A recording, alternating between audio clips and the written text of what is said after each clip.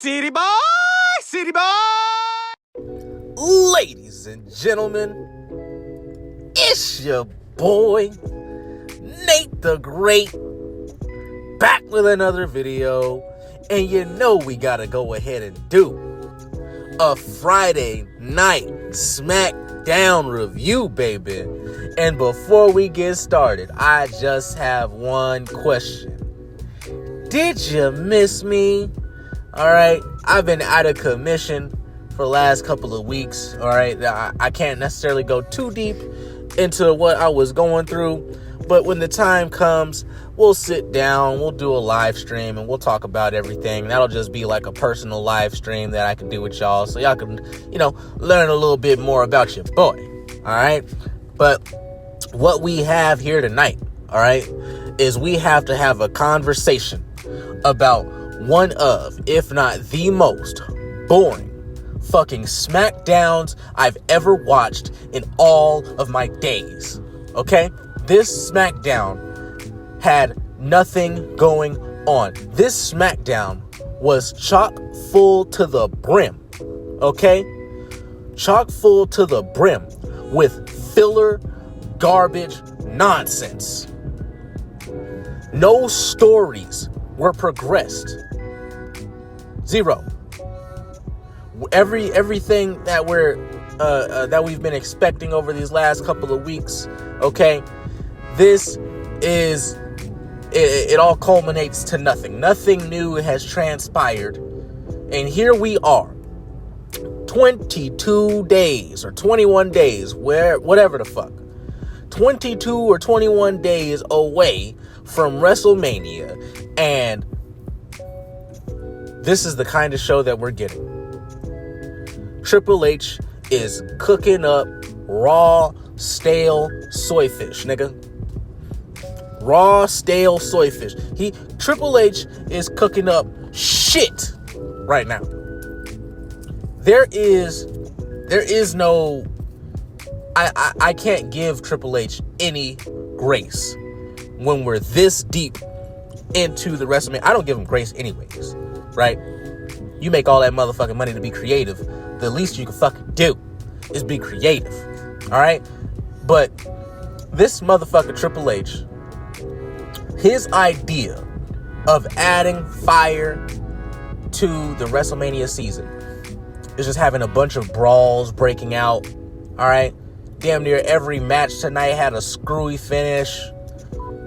Just over and over and over again. Just pure bull monotony.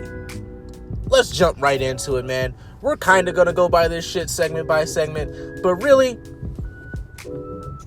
nothing happened in this show that warrants a full review. This is gonna be mostly a rant, okay?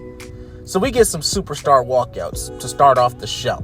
All right, and I couldn't give a fuck less about any of the motherfuckers walking into the arena besides L.A. Knight, yeah, okay? That's about it. After we see the superstar walkouts, okay, we get Cody Rhodes to open up the show. All right, our WWE champion, okay? Now, as I said, I've been out of commission these last couple of weeks, all right? And as a result, I missed a couple of episodes of Raw, I missed a couple of episodes of SmackDown, but obviously I did my due diligence and got caught up. You know what I'm saying? I watched the highlights. You know what I'm saying? I started watching the Raw on Netflix from this past week. Okay, and let me tell you something, man. If this is what we're gonna be getting out of John Cena and Cody Rhodes for the remainder of this WrestleMania season, it's not enough. It's not enough. Okay? It's not enough. This is not a WrestleMania main event the way that they're building it up. I have one quick question. Why hasn't Cody Rhodes, John Cena, why haven't they mentioned The Rock, Travis Scott since John Cena's been back? Like, this is bare minimum shit that we're just completely skipping over. All right? Bare minimum shit. So, like I said, Cody Rhodes opens up the show. All right. The marks, because they're out in fucking, London? They're out in England, okay? They're out in London, England. And the marks are marking the fuck out. I can't stand when they go overseas to go and do these European tours and shit. Because all the fucking European crowd does is take over the show. Now, you paid your money. You went down there, you know what I'm saying? You paid your money, you got your merch, you know what I'm saying? You bought the $35 hot dogs and the $45 burgers and the $25 Pepsis with the churros and the shit. All right, you got everything. All right, so you go out there and you fucking want to shout the house down, and they ain't gonna kick you out for it. Then my nigga, so be it. All right, so be it, brother man. But the problem is, all right, that might be cool for a house show. This is this is television. This is television. The marks are marking Cody Rhodes, Cody Rhodes. This shit's going on for like 5-10 minutes. This motherfucker Cody Rhodes ain't even spoken a fucking word yet. So first we have Cody Rhodes' long ass entrance, right? And then he goes out there, stands in the ring, and they're shouting and screaming his name.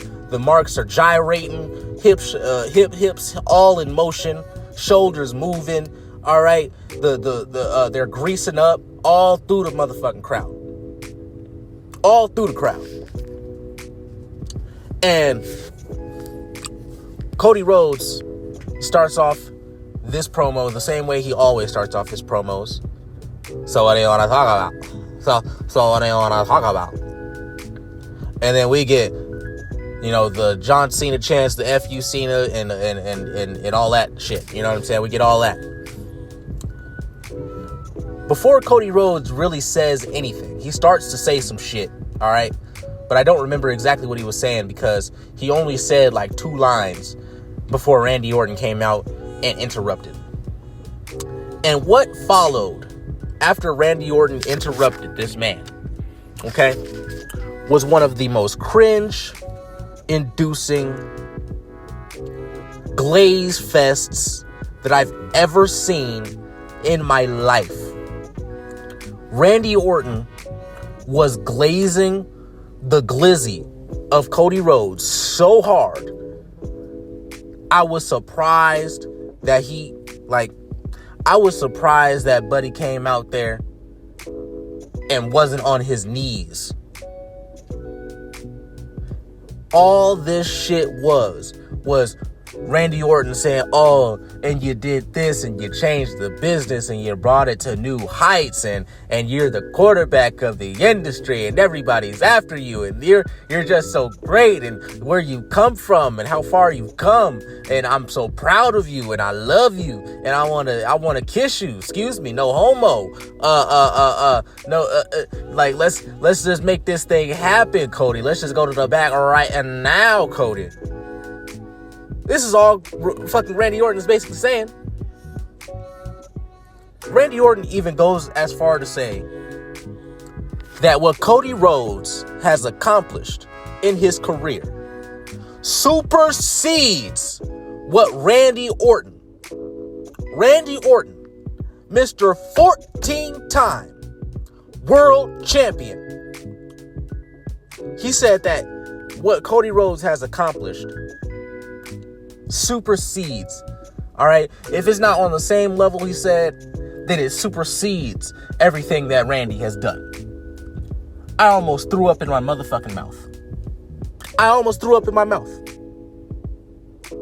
No, Randy Orton is not out here downplaying his own Hall of Fame career in order that we boost up this Ken doll, not in a good way, looking motherfucker who comes out either in a tracksuit or in a 3-piece suit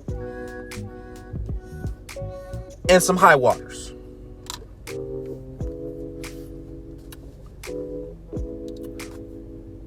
This is that tell don't show thing that I'm always talking about, that Triple H is always doing. This is that tell don't show shit that I'm talking about. While Randy Orton is sitting here glazing and just slobbering all over Cody Rhodes, making sure that everybody who's watching knows that Cody Rhodes is just leagues and leagues and leagues above everybody else. This whole time I'm sitting here thinking, why don't you show me? Cody Rhodes goes out there, he has a 50-50 match with literally everybody. Cody Rhodes, he'll have a 50-50 match with Carmelo Hayes.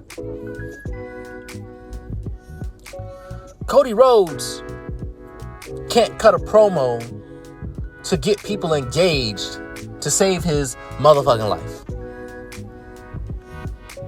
And we have to sit here and listen to this actual bona fide Hall of Famer downplay his career at the behest of Triple H in order that Triple H can feel good about putting the title on Cody Rhodes and having him stink up the joint for the last year.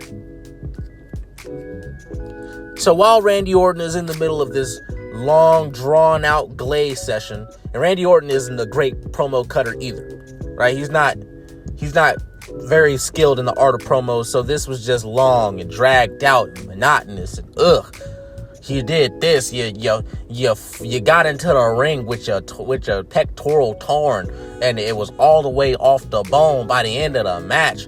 And you did it for not just for you, but you did it for the people, Cody. While he's in the middle of this, or after he stopped saying all this, he says that while he may stop John Cena from getting to his 17th, that doesn't mean that Randy Orton isn't going to come for his 15th. All right, we went through 10 minutes for all of just dick sucking for that, okay? Drew Mac then interrupts. He gets no pop until he reminds the audience that, yeah, I'm from the UK too.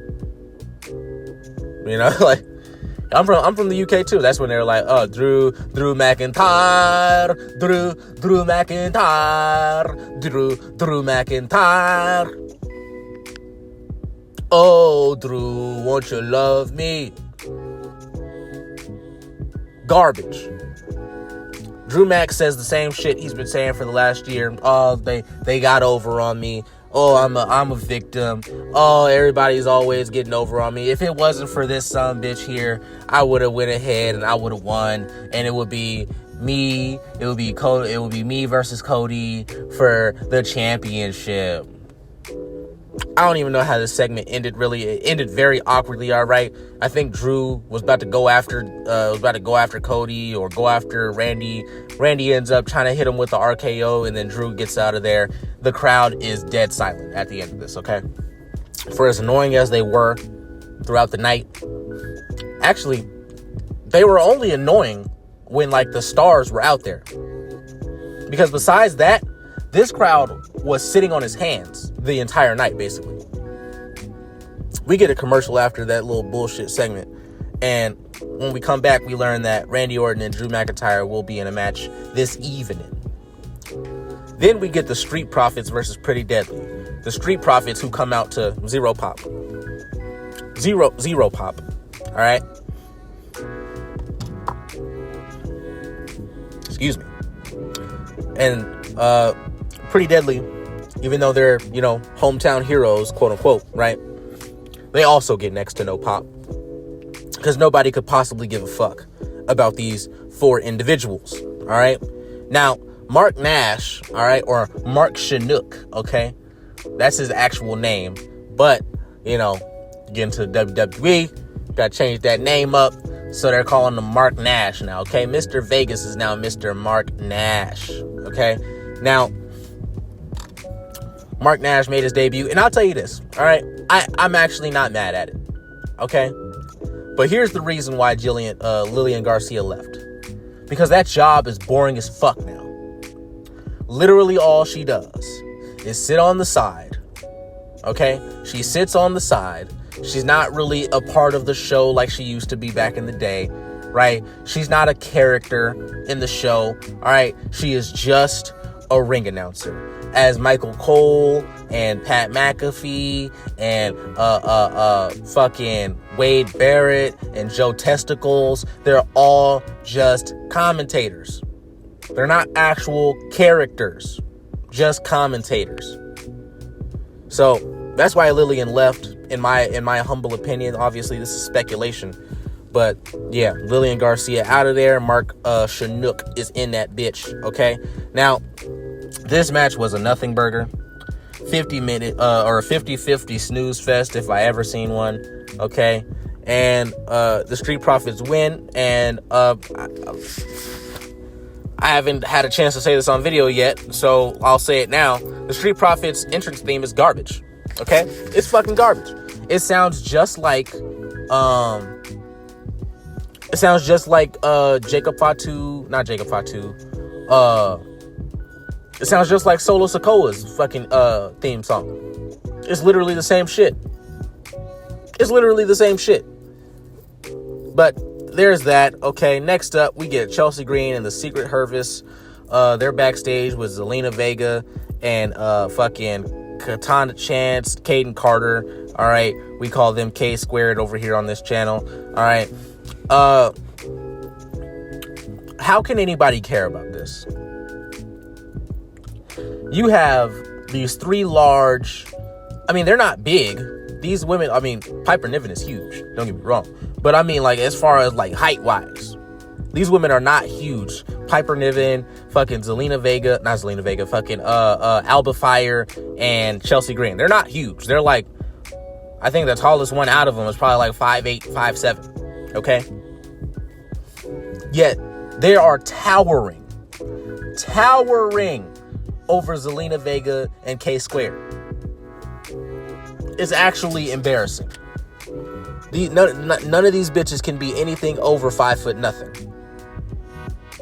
and it's embarrassing. So, there's that. Couldn't give a fuck about that. We move on. Next up, we get that match, the Secret Service versus K Squared. All right, and this was also a nothing burger match. All right, Secret Service, they won. They attacked K Squared after the match. Zelina comes out for the save, and she gets beat the fuck down because she's 4'2". All right, we get another commercial, and Braun Strowman versus LA Knight is up next. Most of this match happened picture in picture, so I really could not give 2 cents of a fuck. All right, Jacob Fatu comes out. All right, and he causes the DQ because fucking duh. We all knew this. We all saw this happening. But whatever. That's how that match ends. Jacob Fatu, he hits a couple of them hip attacks on Braun Strowman, and he hits a couple of the prettiest moonsault evers, and that's how we end that off. Okay. Next up, we got an interview with Jimmy Uso because they showed the recap of him slapping the dog shit out of Gunther this past Monday after he asked him, for a match and this, that. Jimmy, he's like, I cannot stand this new character of Jimmy Uso. Like, if he is legitimately trying to break out as a singles competitor, why is it that the best thing that he can come up with is to copy his singles competitor brother? It's all he can do. I mean, they're twins, don't get me wrong, so I get it. But this is actually insulting, all right? Like, just take them off, all right? We don't need both Jimmy and Jay hitting the yeet, all right? We don't need them both being the same fucking character. It's just ridiculous. But whatever, Jimmy Uso does his little interview. Melo Don't Miz, they're down the hall. Miz is talking shit to Jimmy, you know what I'm saying? You're just a sidekick to your brother, this, that, and the other. The same shit everybody says to Jimmy at this point. Literally everybody. They have nothing new to say. They were like, well, if Miz says it, then it's going to sound good. But it just sounds exactly like the shit that Drew was saying the other week. Sounds like the shit that Gunther was saying. It sounds like the shit literally every fucking heel is saying the same shit to Jimmy Uso. You're a sidekick. You're the other twin. This, that, and the other. Then the Miz says that, you won't slap me like you did Gunther because I'd beat you down, this, that, and the other. All right. And fucking Jimmy Uso, he flinches him out. All right. Makes him, 2 for punching type shit. You know what I'm saying? Or 2 for flinching type shit. And that's the end of that. They set up a match for later tonight, and that's the end of that segment. Next up, we get a fucking Timu Bloodline backstage segment, all right, where Solo Sikoa and Tama Tonga, they're mad at Jacob Fatu for going out there and beating the dog shit out of LA Knight and Braun Strowman. This is basically just leading to fucking Jacob Fatu when he eventually leaves the group. All right, we all knew that this was happening. I don't understand why they're even like. This is just, once again, just more proof that Triple H has no idea what the fuck to do with all the time that he has on his hands. Okay, he has no idea what to do with any of these people. We've seen this storyline before. We've seen it. Everybody from the Judgment Day to the Bloodline. They're all doing the same shit. The leader leaves, somebody else takes over, and turmoil ensues. We're getting the same shit.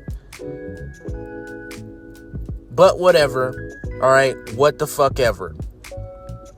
Next up, we get a vignette from Naomi. I couldn't care less. I've already seen you get your ass whooped a couple times by Jade Cargill. It doesn't matter to me if you come out and cut a cute little vignette in that tight ass caution outfit, looking good to the motherfucker, scrumptious enough to eat. All right, I don't care. You got your ass whooped too many times already, and I don't care about this match. So we're moving on. Okay. Next up, we get Jade backstage.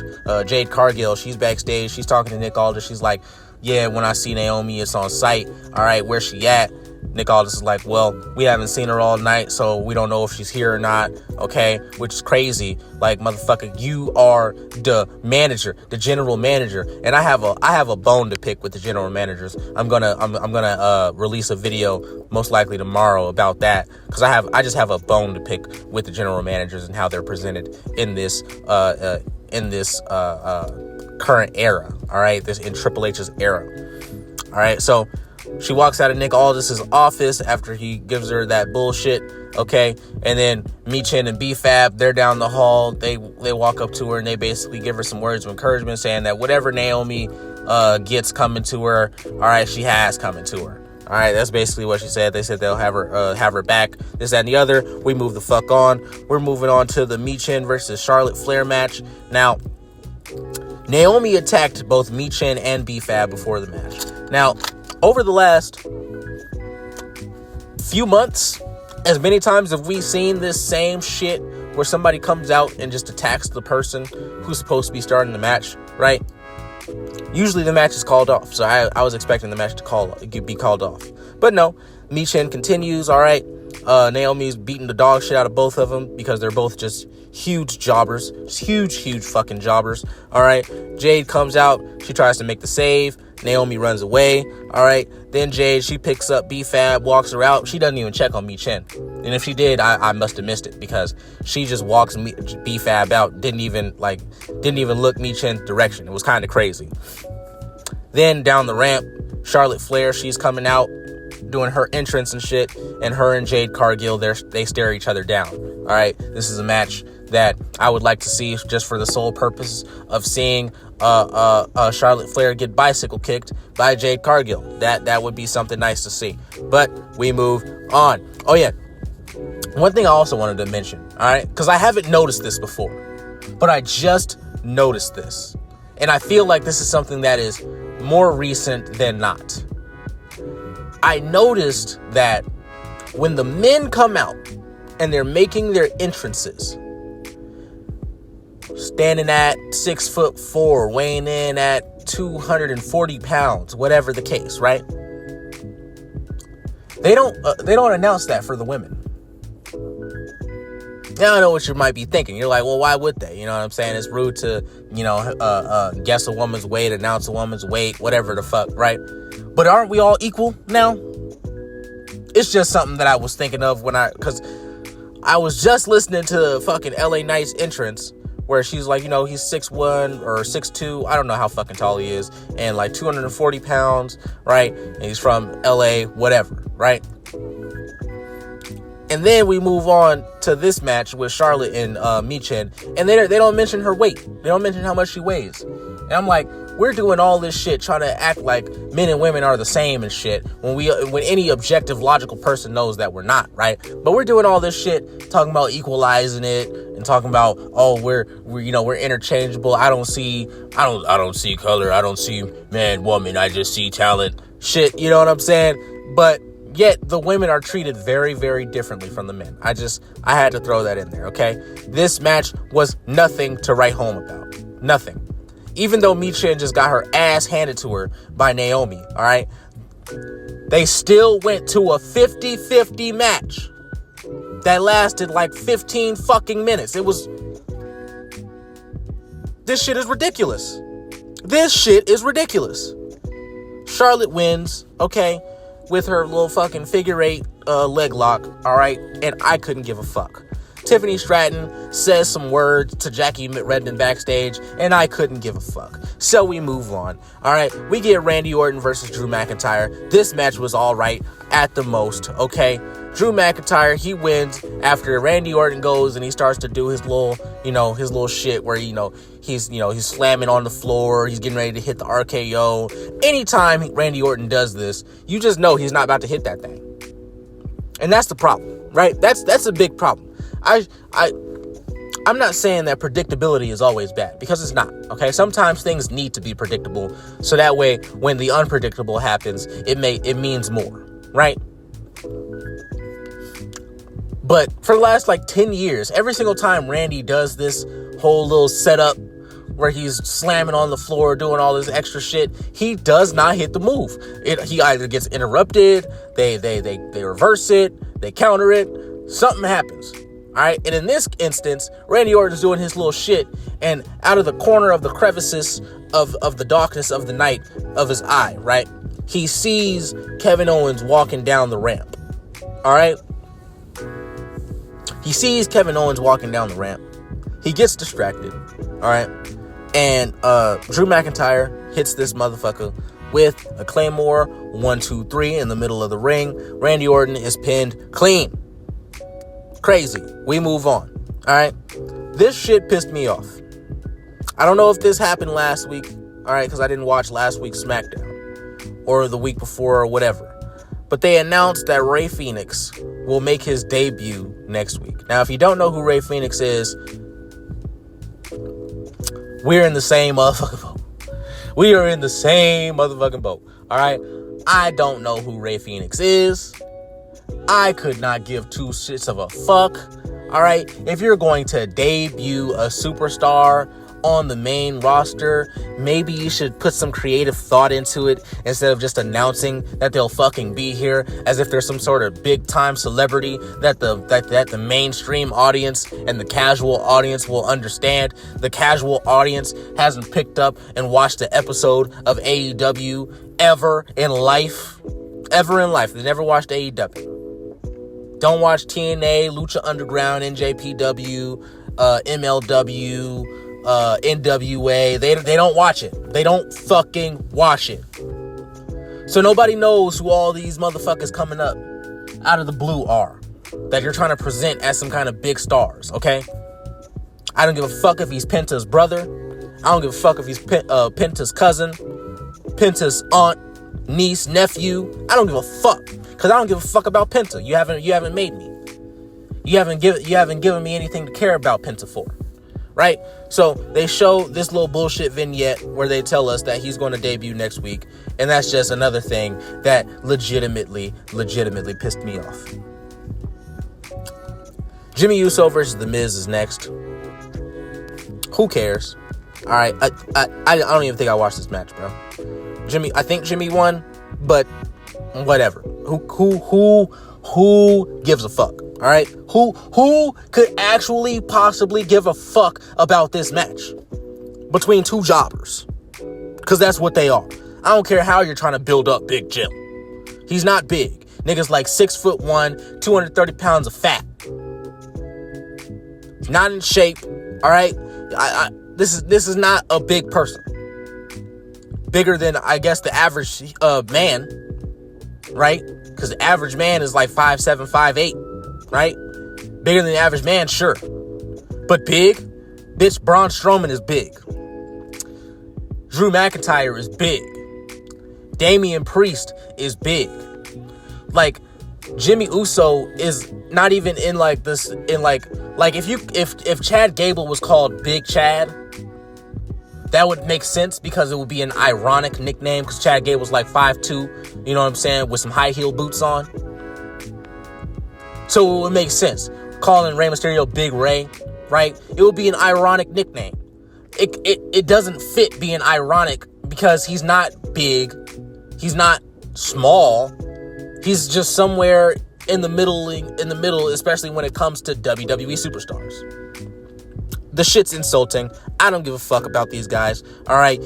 Something happened backstage where Drew McIntyre and Damian Priest, they brawled. Damian Priest hits the south of heaven on a fucking on a car windshield. I couldn't give a fuck. There's nothing about this feud, quote unquote, all right, or this really just these mild confrontations, okay? Somebody in my comments called them that once before. They're mild confrontations, and that's exactly what these are, okay? I don't give a fuck. Because there is no underlying story to this, okay? He pinned me in the Elimination Chamber, so now I gotta whoop his ass at WrestleMania. The shit is, it's retarded, okay?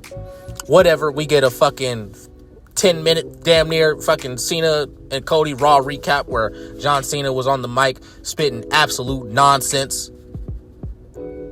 Absolute fucking nonsense, okay? I don't care. I watched back that whole little fucking promo segment that he did. I was not impressed in the slightest. John Cena, one of the best promo workers of all time, going out there and phoning it in. Still better than like 90% of the people that cut promos, 95, 96, 97, 98, whatever percent of the people in the company that cut promos. But John Cena phoning it in. They're showing Cody in his little 3-piece suit. John Cena still looks like a babyface, and Cody Rhodes looks like the heel because he's out there in a fucking 3-piece suit in a dark, like a navy blue with a black undershirt. You know what I'm saying? Fucking rips his damn shirt open and shit. Like, he looks like a heel. But whatever, okay? We'll get to that when we get to that. All right. Next up, we had the contract signing, and this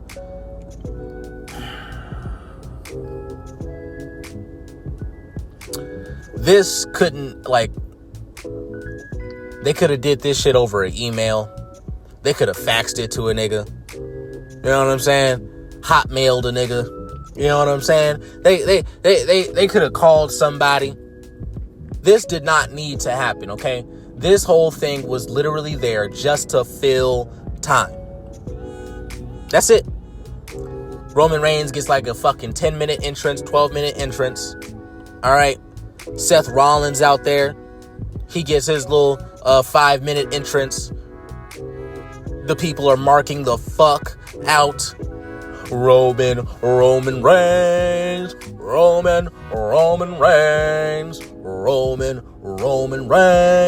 They completely screwed up.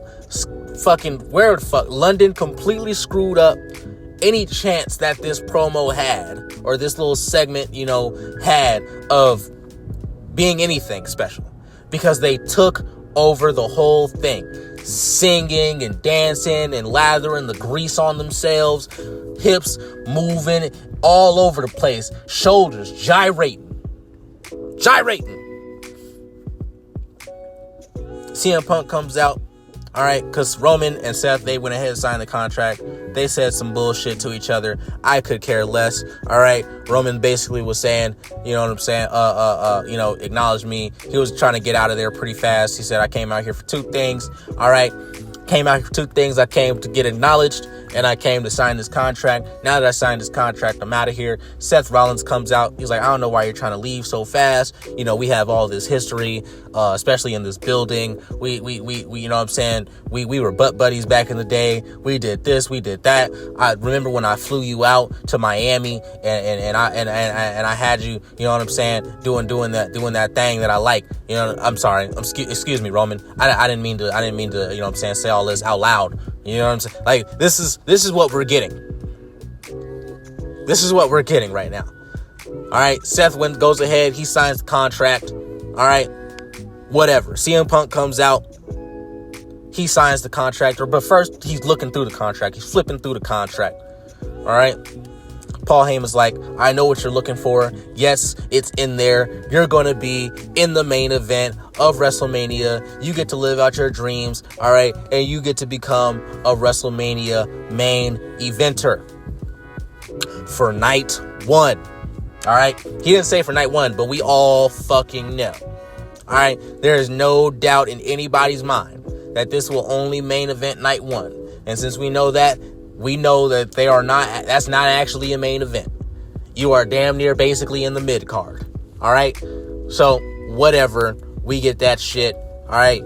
Fucking Roman Reigns is like, CM Punk is fucking crying and shit. Seth Rollins gets mad because he's like, wipe those tears out your eyes. You don't deserve it. You don't deserve it. Roman Reigns is like, look, man, I'm the reason why you're in this main event. Okay. I'm the only reason why we're main eventing anything right now. So, which is absolutely facts. So, here's the thing. I need you to acknowledge me, thank me, all right, as your tribal chief, and do it right. You know what I'm saying? CM Punk cucks out, says, yeah, so, thank you, my tribal chief. I appreciate you. You know what I'm saying, for gracing your Chicago boy, all right, with your presence and helping us get to the main event. But that's not the favor. And then the show goes off the air.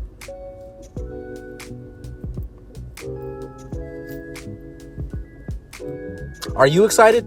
Are you excited? Do you? No? Oh, okay.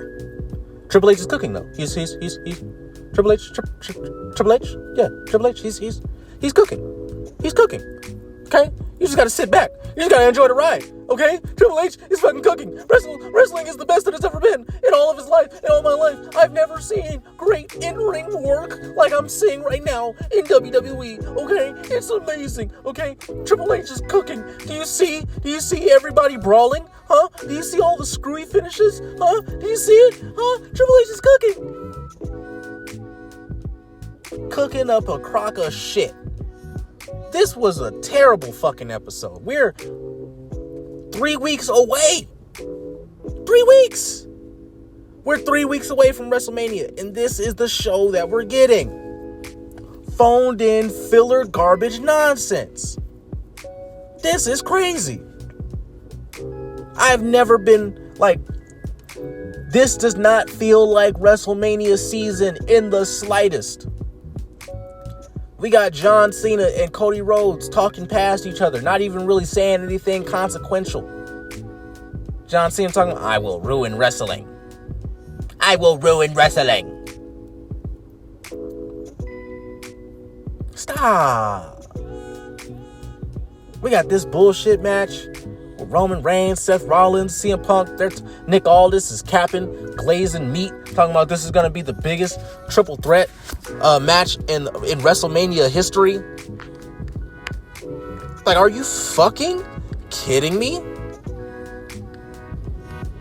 This match that has no stipulations, okay? Nothing's on the line. We just have three semi-big names. Really, Roman Reigns and CM Punk maybe are the only ones. Seth Rollins is not a big name. I don't want to hear any glazers down in the comments talking about how great Seth Rollins is. All right, he's not. He's just not. So that was the show. Literally everything I just told you just now. That was the show. Can you believe it? Huh? Can you believe that 3 weeks away from WrestleMania, we're getting complete filler garbage nonsense? Excuse me, I had to take a quick sip of that water. This is crazy. This is crazy. And they're lying to our faces at every fucking turn, saying that this match is going to be bigger than Daniel Bryan, Batista, and Randy Orton. Are you fucking kidding me?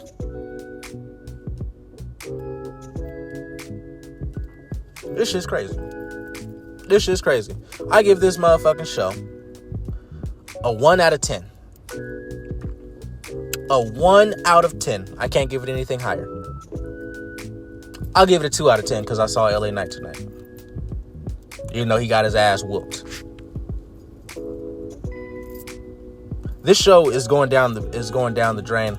Ari Emanuel, he saw the writing on the wall, went ahead, cut his losses. Not really cut his losses, but you know what I'm saying. He went ahead, sold the company, got that, I think it was like, what, $140 million or some shit like that, cash in his bank account. All right. And he has like another 300 million or some shit like that on the way. Ari is set. All right. He did what he had to do. He got the fuck out of Dodge. And now we're getting this shit. Wrestling is dying. Triple H has killed it. All right. And he's burying it alive. Okay. This has been your boy, Nate the Great, back with another video. Okay. Thank you guys for sticking around. I've seen all your comments like, yo, where the fuck you been at? All right. And I promise, like I said, we'll go through it. I can't really go through everything that happened right now, but we will have a live stream. We'll talk about everything that happened. All right. And now that we're only 3 weeks away from WrestleMania, all right, and really only 3 weeks away from, the middle of April, which is going to be my birthday, you feel me? And we're still trying to get to 1,000 subscribers. Please go ahead, hit that like button. Please go ahead, hit that subscribe. Your boy is trying to make it big. I'm trying to make it big. All right. And I'm taking y'all along with me. All right. So once again, this has been your boy, Nate the Great, back with another video. And I'll see you in the next one. Peace.